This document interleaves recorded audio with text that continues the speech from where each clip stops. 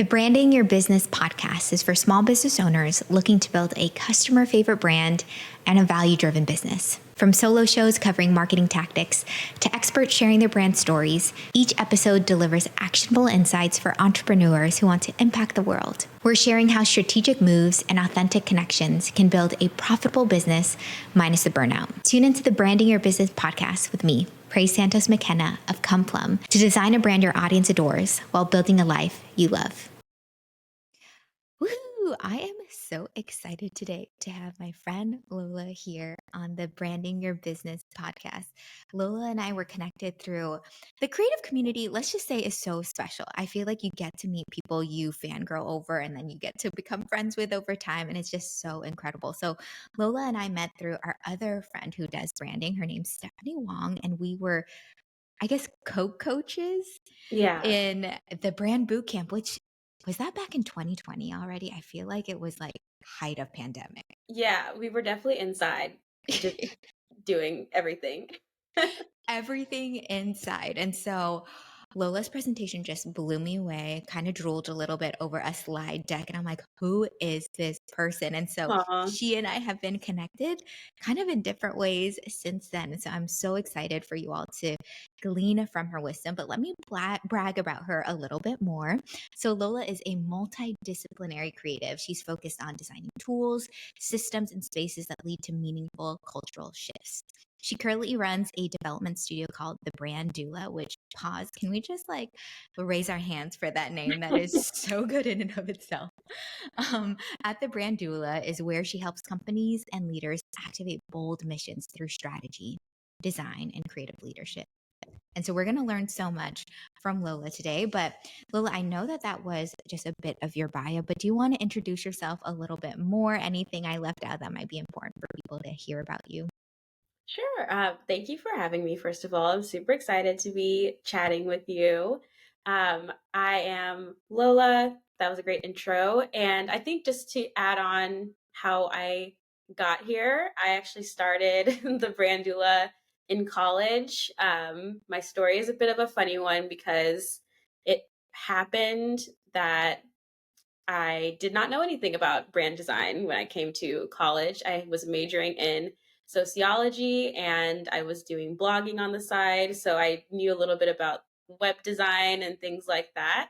And I found myself more interested in the actual web design part than the blog writing part in many cases. And so all of these things were coming together, and it came time to basically apply for internships and things like that. And I was like, well, let me do a design internship. And so I went to the the most famous agencies in the world on accident, like IDEO and Frog, which is like insane. Thinking back on it, but I think I kept seeing on the application requirements, you need a portfolio, you need a portfolio. And I was like, well, what is a portfolio? So of course I did not end up applying to any of these internships my sophomore year. And instead I went home and was like, I think I have to build my own internship to learn how to like build a portfolio, do brand design work and all of this stuff. So my sophomore year, I started freelance designing. I went to my blogger friends in the Facebook group chats and was like, does anybody need social media graphics? Back then it was like, what, 2017, 2018. So like the little highlight covers for Instagram, like people wanted those to be super designed. And they wanted design stories back then. So I would design those things for them. And also worked on some brands from just family and friends from college. And I just fell in love with the experience, so much so that I actually never ended up applying to those internships. I was like, I'm just going to keep doing this and working. What I loved most about it was that I was working with a lot of women and women of color.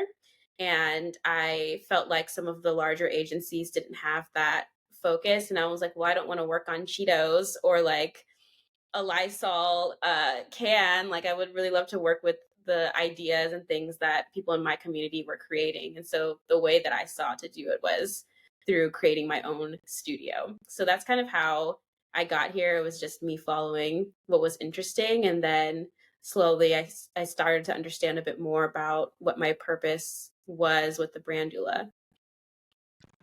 Okay, love that backstory. And I just think you would have been on a such different path if you did get that internship and start designing things for Lysol and Cheetos. Like Definitely.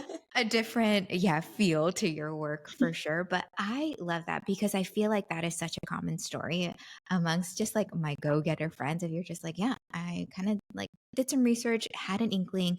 And what was so fun is that you followed the thing that was interesting to you and the thing that actually caught your attention just because it seems like you knew yourself well enough to know what you liked and what you didn't like. And it sounds like as you started to work more, you found more things that gave you life. Like, oh, let me start with friends and family. And then let me start with more women in business and women of color. And it seems to really light you up. And I see that so much in your now very full and vibrant portfolio. So thank you so much for that backstory. But I know that you said that you stopped focusing on the blog part and more on the design part. But I am so curious. What was this young sociology major? What was she blogging about? I had like a little college blog, so I would be doing stuff about like how to decorate your dorm and like fashion. There was a prominent kind of like a publication or online platform called College Fashionista. So you would like want to create stuff for them and write guest blog posts and things, and like they were like the original sort of influencer program leaders and things. So I was blogging and doing all of that stuff in that world. So yeah, it was really corny. I don't even know if I can find the old WordPress logins. I think that's so fun. I've definitely done a deep dive of one time, Lola, I made a blog because I got a goldfish and I really wanted that Amazing. goldfish to have a blog. And I'm like, you know what? This lives on the internet deep in the crevices somewhere. And so it's always fun to see like kind of the beginning phases, which I hope this is an encouragement for people because people see our work and our websites now. Oh, wow, it's so polished. Look how many cool jobs they get. I'm like, yeah, but you cut your teeth kind of Yes, submitting stuff to your college blog at first just so you get the hang of WordPress and designing online. And I love that that's how you built your like 10,000 hours of mastery. It was like, hey, what's this one thing? This is what I did. Oh, that makes me so happy to hear. totally. Yeah, I think we really make this thing of like having discipline or consistency and all of these things and really trying to force ourselves to do stuff that you probably don't even like, and you don't realize that you're actually gaining skills and putting in hours of work into things that you're interested in. So I think one, if you're like, oh, I don't know what skills I have, I don't know what I'm good at, what are the things that you naturally spend hours doing? That's where your discipline sits. That's where the consistency sits. And maybe that's something that you can invest in further 100% instead of forcing yourself to have 10,000 hours in this thing that you don't even that you like. don't like. Yeah, where are the spaces that you already spend your time on already? And I think that's an incredible word of advice. That's so good. Okay, so the brand doula, it kind of starts fresh sophomore year at college, starts developing more. You do this on the side. What were the rest of the plot twists in your story of growing your brand? A lot of plot twists. so I went to Dartmouth, and part of the sort of expectation is that you are getting a degree so you can go and get a good job. And so it's even as I was running the brand doula, also was like, well, of course, I'm going to go and get a job after this as well. I didn't actually have a thought until much later that I can like do the brand doula full time. So I was sort of parallel pathing this freelance thing that I was basically doing for fun out of passion. And then exploring a career in marketing as well. And so I had an internship at Google my junior year. So as I said, I didn't do the design internship, but then I did get the internship for Google to do product marketing. And it was just a program that fed into a full-time role. So once you completed the internship, you do an exit interview, and then if you did a great job, then you get offered a full-time role after you graduate, which I did. So by junior year, going into senior year fall, they gave me a call and they were like, you are hired. So I basically had two jobs leaving senior year. And I was like, okay, I had no plans to stop doing the brand doula, but I also just had this full-time job. It didn't even occur to me at that point that one or the other needed to stop, or that I couldn't be doing those things. I think partially because all throughout college, I think also the culture at Dartmouth is to be doing a lot. There's always extracurriculars on top of the courses you're taking. So it's very normal to me to just be doing a lot and to always have a little side project or side hustle going on.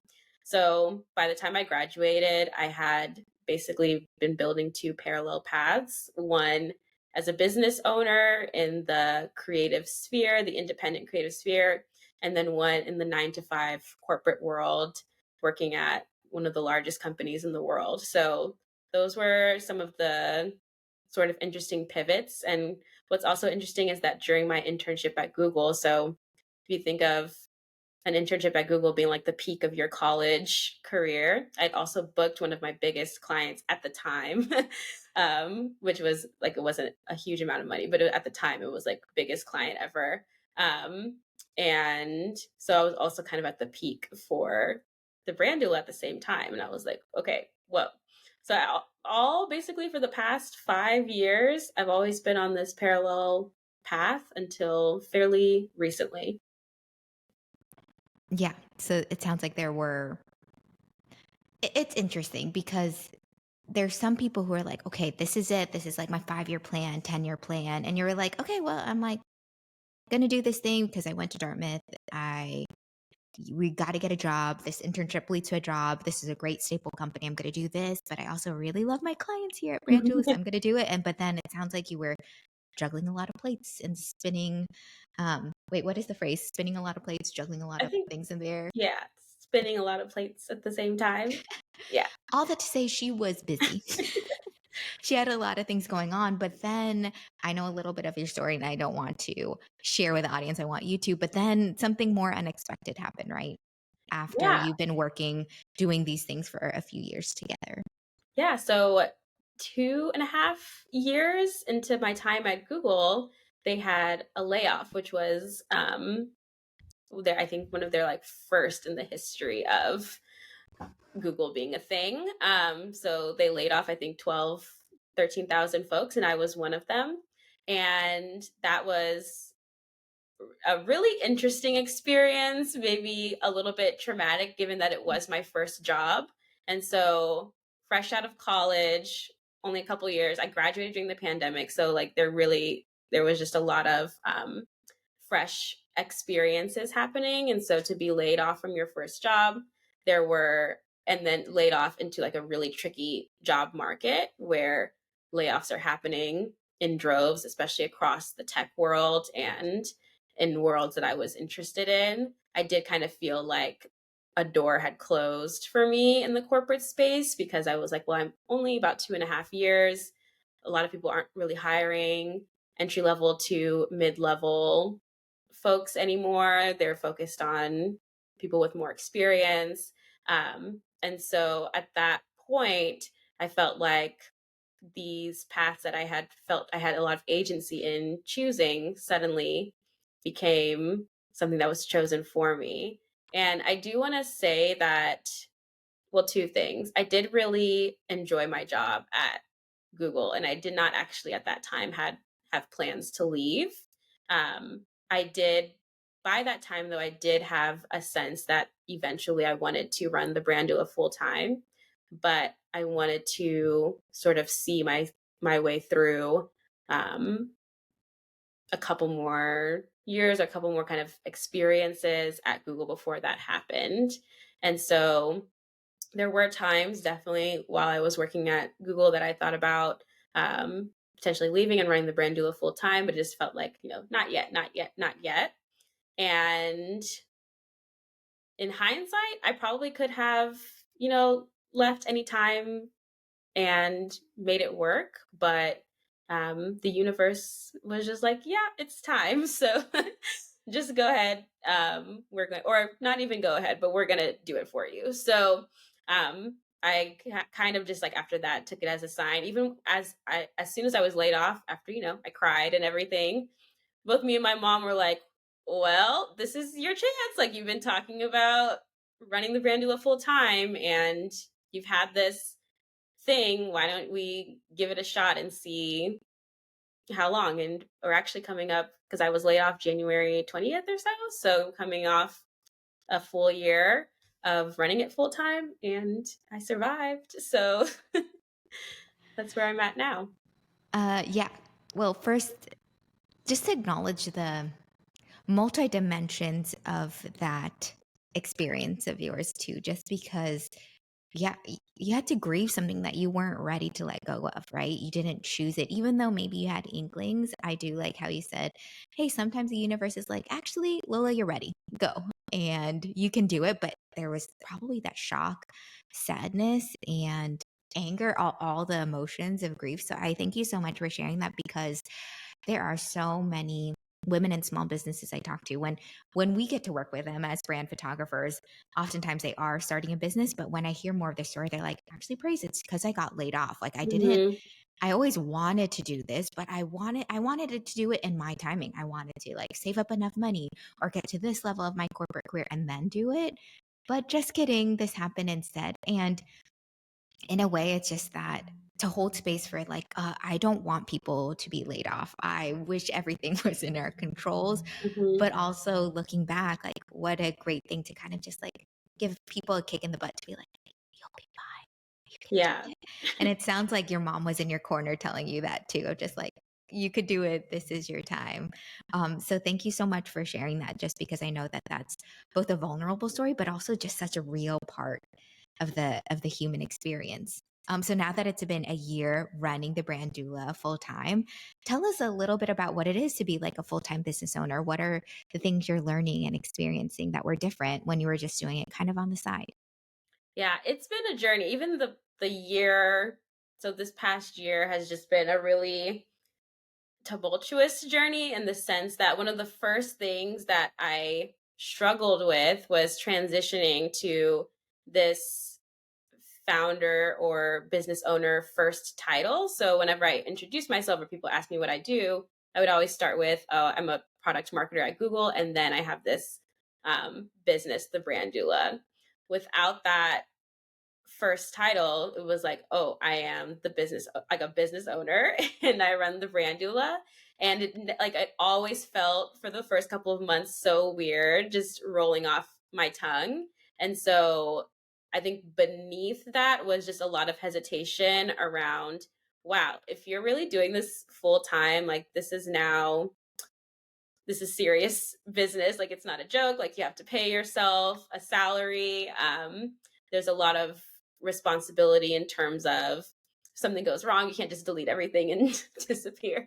Not that I would ever do that, but it was just like there's this added sense of responsibility that came with having the business owner title, and even introducing yourself that way. It leads to different conversations with folks around you. It leads to a different sort of vulnerability, in the sense that people kind of look at you differently, or they just ask different questions and things that you have to be prepared to answer. So there was a lot of me just trying to figure out, like, what is my identity? What's my flavor of being a business owner? How do I want to run things and show up in the world? And I worked even with a coach at that time to just work through that big identity shift, and leaving one thing behind and having another thing become more prominent in my life. So that's how things kind of started. And then eventually I got a little bit more comfortable, and I was like, okay, there were all of these things that you wanted to do while you had a full-time job, but weren't able to because you had a full-time job. So now that you are at the Brand Doula full-time, why not start experimenting a little bit more? Why not start trying things a little bit more? So that's when I started more heavily investing in um, growing our like marketing side of our services. That's when I increased our prices a bit more and started like offering higher level services that could be more intensive. I started having meetings during the day and then all these little things. So it was just a time of like seeing now what my life could look like as a full time business owner. And then towards the end of the year, like fall, winter, I did start to get almost a little bit scared and nervous again. I was like, oh, wow, again, this is really serious. And some of the growth things that I want, I felt a bit of imposter syndrome in the sense that I was like, what if I don't have enough experience to do these things? Or I'm also 24. I turned 25 on January 25th. And so I felt really young, and I felt like kind of like what gives me the right to run an entire business and an agency, and to like be trying to scale in the way that I am and to grow, and maybe I should go back or try to go back to a full-time job and get more insight and experience into that world. And so I actually started applying for jobs in the fall, and kind of like somewhat lazily applying, but definitely applying to jobs, and even did a couple of interviews. But and it actually came down. I was had one really great sort of interview, and they called me up and were like, "Hey, so like, how do you plan on balancing the brand doula with a full time job?" And I was like, "Well, it's nothing new to me because that's how I actually started the brand doula.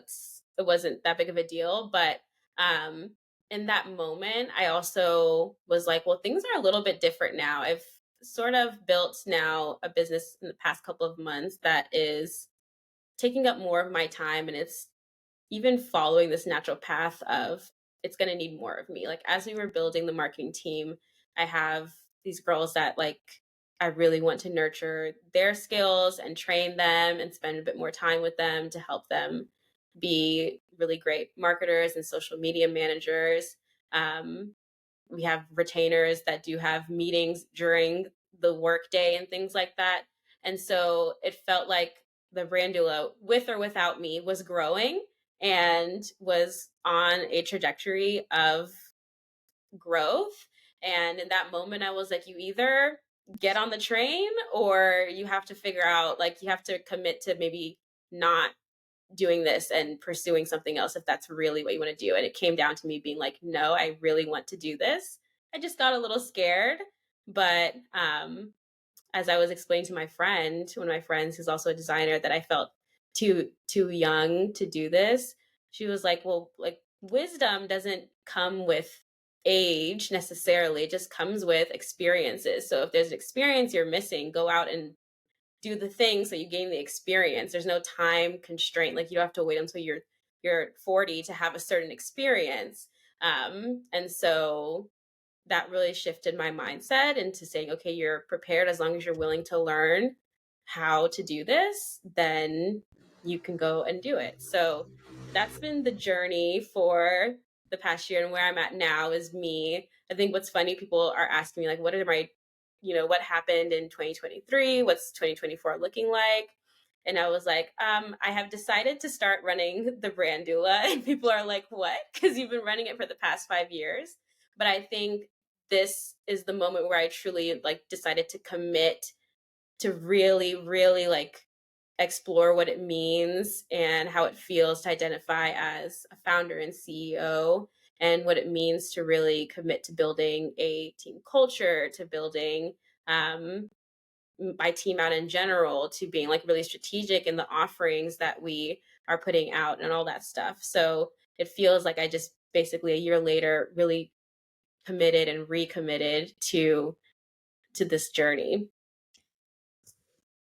That is beautiful. And there's a lot of texture to that story too, because what I hear, identity is such a huge thing, whether it's, you're transferring identities from, okay, even just from being in college to a working person, or from being a working person to being retired to, there's so many shifts. And you had a really interesting shift too, because it's so funny. You're saying that your friends are like, "Oh, so you committed to run the brand doula," when in our heads you've already been doing that for the last 5 years.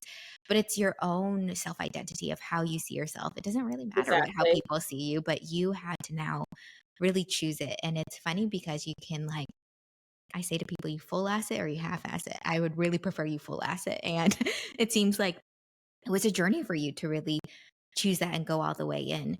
But we have to also acknowledge, like, fear, imposter syndrome, it causes us to do things that keep us safe. And so it seems like a really natural thing for you to be like, but I'm also still going to be applying for jobs because, there's like some steadiness there. And maybe I need this experience. Maybe I need more of this on my resume. But it seems like you had to kind of go through the journey for that interviewer to ask you the questions, for you to sit back and just be like, wait, what do I really want? And Mm-hmm. really looking at this thing you create, which I always joke that our businesses are kind of like our children. Like, what is your child capable of right now? Your child is growing and it's walking, it's doing its own thing, and it's going to grow without you. Do you want to get on this train or not? Do you want to see it through? And it seems like you're really choosing that and really stepping forth boldly and doing that too, which I just admire and want to celebrate.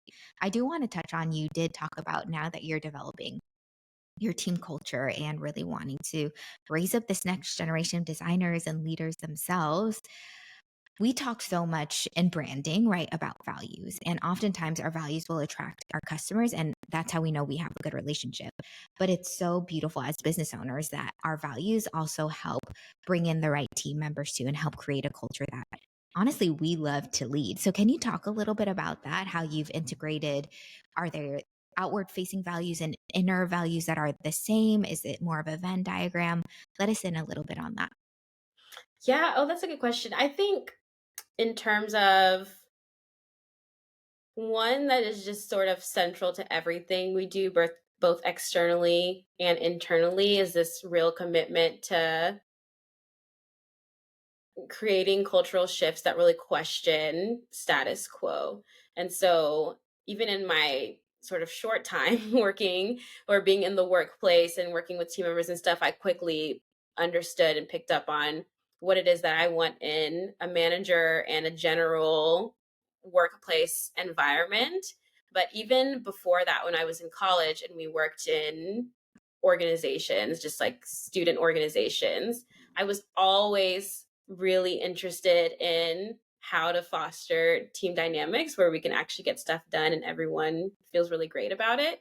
Um, and so that's one piece, is really like challenging this idea, especially in the small business world or just the business ownership world in general.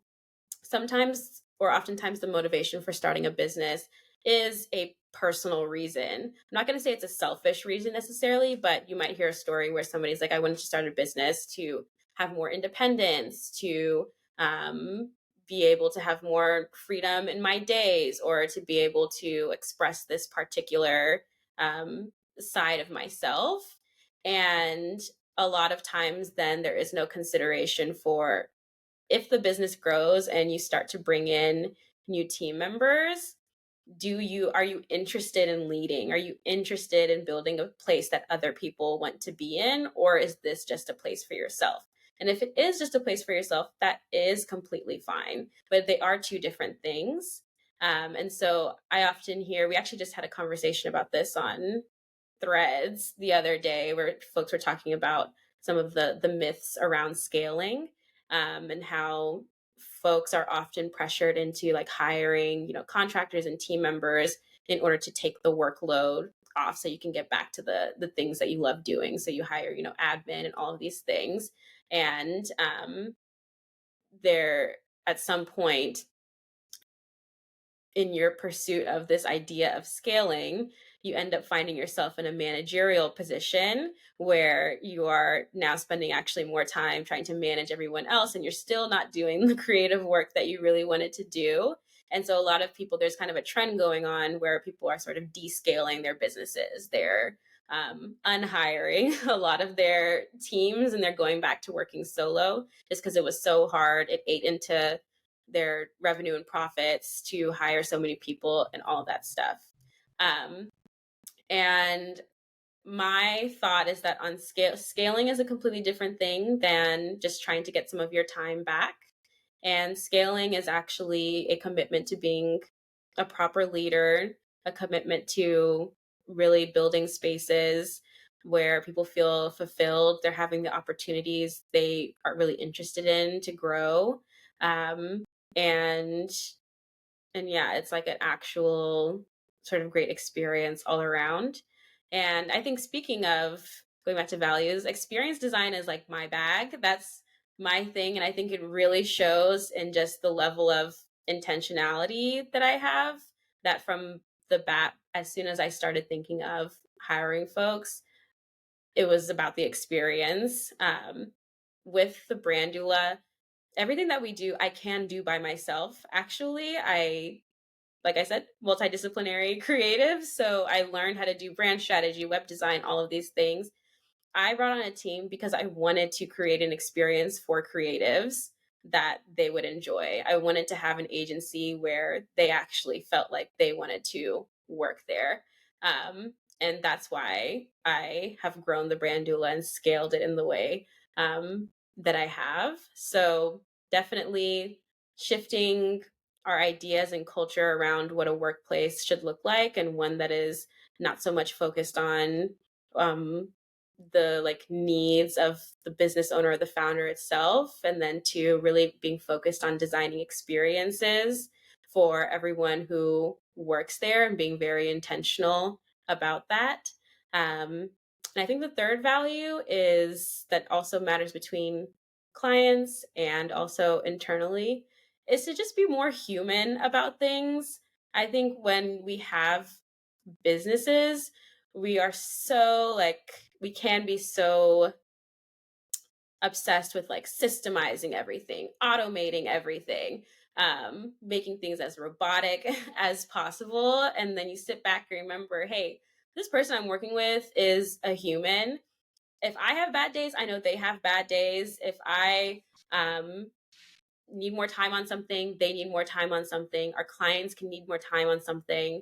And one of the facets of like the services that we offer is just a lot more flexibility and grace for our clients. And that also translates to even how our clients interact with us when we need grace as well. So just being a lot more empathetic and human, and realizing that none matters if everyone in the process is not having a good time and is being turned into um, tools rather than folks that you're actually interested in engaging and collaborating with. Yeah, those are huge. What I'm hearing from you is, yeah, brand experience, like, and also wanting to pour into people, and whether that's your clients or your team members. And those things are really huge. And I feel like a lot of those things add into themselves, because maybe there is a creative who wants to work with you who want something more robotic, and maybe that's not the team then for them, right? But if Mhm. you want something filled with grace and empathy and compassion, maybe being on the Brand Doula team is the experience then that you want. And I love that, just because, yeah, in this day and age where we have so many cool tools to make our work easier and more streamlined, if we lose the vision of why we're doing what we're doing, like helping humans have flourishing lives and what they're trying to do, then we've kind of lost it. And I love that you are leading in that way as well. But a thing I want to double click on, which I think is so good, is also giving people permission. Hey, if you've heard a lot of from business coaches and people online, like, okay, your business is successful, now scale, now hire people, now get things out. And that might be someone's journey, and kudos, but we also have to give people permission. Perhaps you really got into this because you want to work for yourself, then just keep on working for Mhm. yourself. And that's fine too. Every business can look kind of different, just how we all are different, and our lives will all look different too. And I love that you touched on that. And it sounds like it's been a juicy conversation in your online spaces. For sure. And yeah, I think what you hit the nail on the head in the sense that there's multiple ways to have a business, and actually scaling and this idea of growth in the sense that it like is a straight up or whatever the graph is supposed to look like like this, and that means that you always have to hire people or consistently increase your revenue year over year is not the only way that you can have a business. I remember somebody in the thread said, I wish I had just stopped at like I had reached basically like 300K annually, and that was great. Like we had a great process, and for some reason I felt like I had to just keep going all the way to like a million, and that's when things started breaking down and burnout happened, and just the stress, it was extremely difficult. And some folks like they want to go on that path, and they are really interested in scaling and doing things like that. But others, if you are okay, like you are making the money that you want to, you are having the kind of team and things you went to, if it's a small team of maybe 3 of you guys, or if it's just you and it's fine, like you have to take the time to really ask yourself, are you happy with where you are? Is there something missing? Do you need 1 million in revenue, or you just feel like that's what is going to be most impressive? Or um, is that actually the solution to any problem you're having? So just really like taking the time to be like, what is the business that I'm trying to run? And nothing else really matters after that. 100%, which I don't know if you meant to do this, Lola, but there is such a theme here of like self awareness of understanding what you want, right? Like, even going back to the beginning of your story of like, hey, what would actually be fun for you? And it was designing for these like female POC businesses. And then also it was like fast forwarding to, okay, you were balancing 2 jobs. Other people already saw you as running the Brand Doula. Is that actually what you wanted to do fully? And you had to choose this. And then this is another thing of self-awareness. Are you okay with scaling and becoming more of a leader, right? You are less of an individual contributor of like doing the work that you can do well. And now you chose that you really wanted now to lead people and create experiences for creatives too. And this is the permission we're giving and advice we're giving people who are listening right now. Keep on tapping back. You don't decide this thing once. You kind of have to look back Mhm.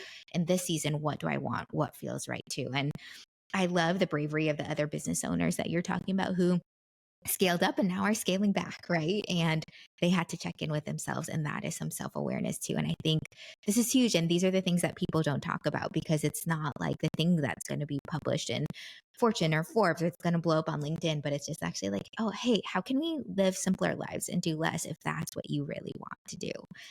I think that's really Totally. huge.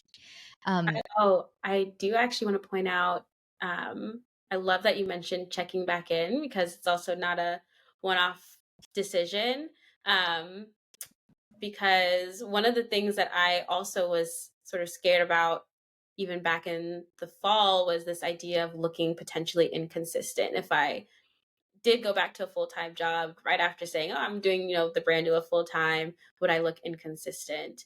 Or would I look like I was being indecisive and things like that? But I think even if I had gotten a full-time job, that's okay. That would have been okay. And I think we have to allow ourselves room to be fluid and to be humans. And I still, in the future, I'm like, if it was mission aligned, if I had the opportunity to really, design a system or space or thing in a corporate space, and that was a great opportunity, I would do it. I'm not sort of bound to any one decision or any one thing. And so I do want to also, yeah, really like point out that piece of like continuously checking back in and seeing how you feel and not feeling particularly tied down to things. And it does relate back to folks who scaled and are descaling. I love that they took the agency to do that.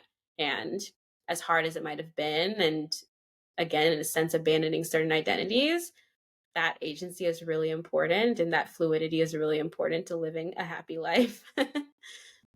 100%. And I was having a conversation with someone in that kind of here in like kind of our Western modern world, we want linearity and control, things Mhm. to look really clean and black and white. We want our resumes and our LinkedIn to look like this is the path she took and this, and it looks like this. When in reality, life, like, have you met humans?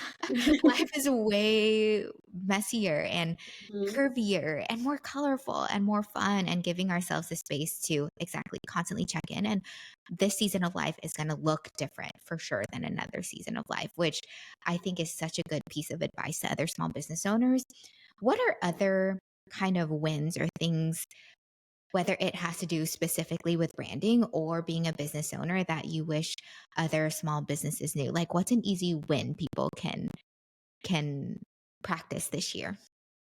Ooh, an easy win specific to branding or business ownership. Yes. Okay, I'll do two then. So, specific to branding, I think if you are a small business owner that is getting started with understanding things like marketing and branding and how to actually, now that you've designed your products or services, and you're like, how do I actually get this out to people and out there and to be distinct in my industry and to really stand out and be seen as a leader in my industry, one of the things that I always teach my clients and even my students at Brandland is what brand really means and how you can immediately get started with branding your small business the right way. So brand, a lot of people use it in many different ways. I think the most common way you'll hear it is people say, like, I have a lifestyle brand, for example, when they really mean, yeah, I have a lifestyle company, or I have a home decor brand, and they just mean company or business. Brand actually is a little bit different. It's not necessarily like your company. It is how your customers think and feel about you. It's how they perceive you, and then what that means to them. So if you're thinking at all of the work that we're doing, brand strategy, visual identity, web design, all of these things are to help shape the perceptions of your company and make sure that your customers are thinking and feeling the right things about you and understanding what makes your company and your offerings unique and particularly suitable for them. So if you're like, I cannot invest right now in all of this branding exercise, people are telling me I got to do brand strategy. I don't know what that means. Like, I don't know how to build this giant document, all these things. I would simply answer one question. And this one question is, if a friend was recommending, or if somebody was recommending a company to their friend, what three things would you want them to say about your company as reasons why they love it so much? So, what are the three things that you really want to stand out about your company and that you really want to be known and loved for? And those three things, write them down somewhere, put them on your wall, put them on your desk, somewhere where you can consistently see it and remember it. And then everything you do should be done through that lens. So you should be looking at, how can I make sure that these qualities are super prominent? How can I talk about it more in my marketing? How can I make this a headliner in my website? How can I talk about this more in email? You're just going to really hammer down those things, because the more that you speak to it, then the more people think and feel those things about you. And the more that you walk in alignment with those three things, you are branding your business. You are making that your signature. So like that at its core, there's more that can be done over time. And if you want to build out your brand strategy further, but at its core, it's really you just deciding what are some of the core qualities about your company that you want to stand out to your customers, and how can you make that happen in real life. So like, if you take anything away from this conversation, is go write down those three things, and you will already be kind of set up for the year.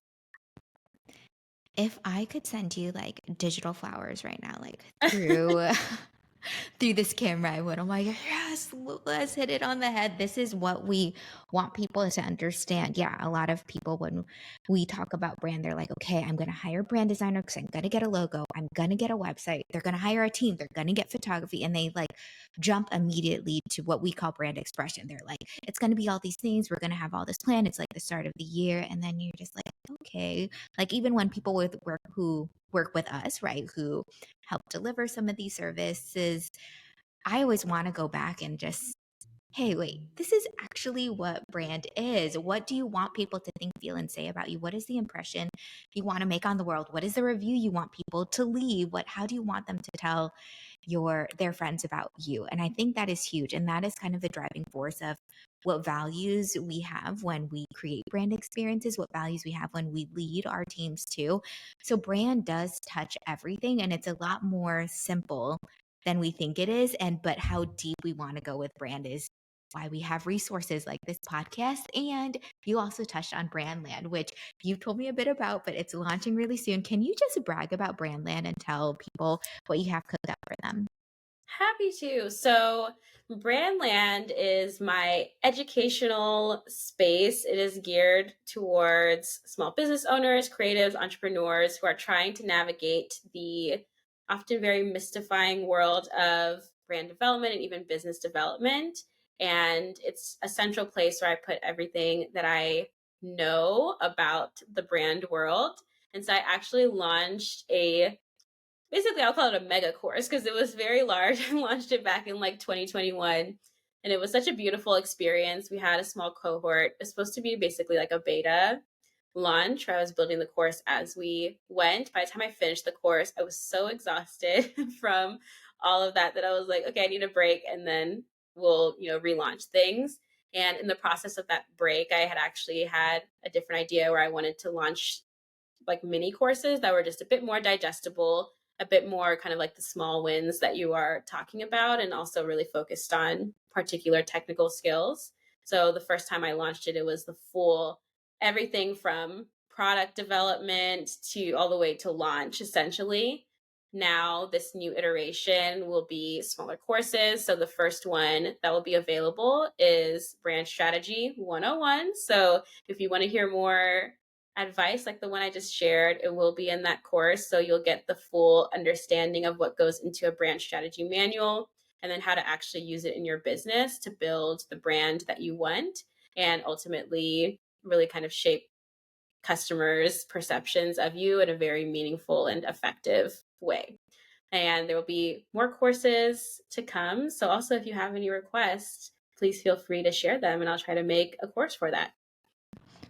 So juicy.